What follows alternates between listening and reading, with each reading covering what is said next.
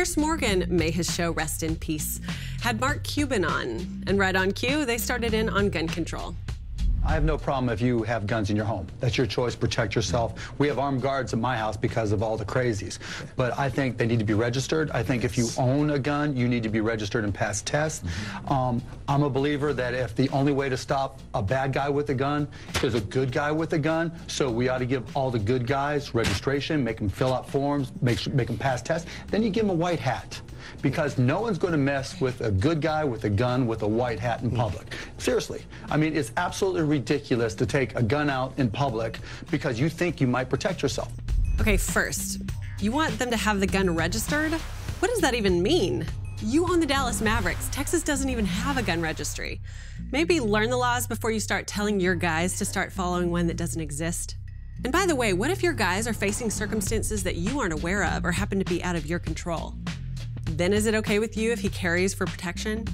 And Pierce, that little quip asking, is it because we call it gun control? Seriously? Hey guys, I've got an idea. Let's just switch the words around and hope they don't notice, okay? Really? I'm a little baffled by all this condescension. Is it just me, or is anyone else totally over yet another billionaire telling you how to run your life? Sorry, Mark, but something tells me that you've lost the ability to identify with your average Joe. And just out of curiosity, what kind of guns does your security detail have? Right. See, Bloomberg does this, of course, and George Soros donated millions to make sure that you and I can't defend ourselves. But don't worry, he'll be sitting pretty with his armed guards surrounding him. I like to call this billionaire bullying. What is it with these guys thinking that they are now able to speak and make policy for the rest of us? This is not what the Founding Fathers had in mind. They knew all too well that power in the hands of a few was incredibly dangerous and would become self-focused. That's why we have the right to bear arms, to enforce our rights if necessary.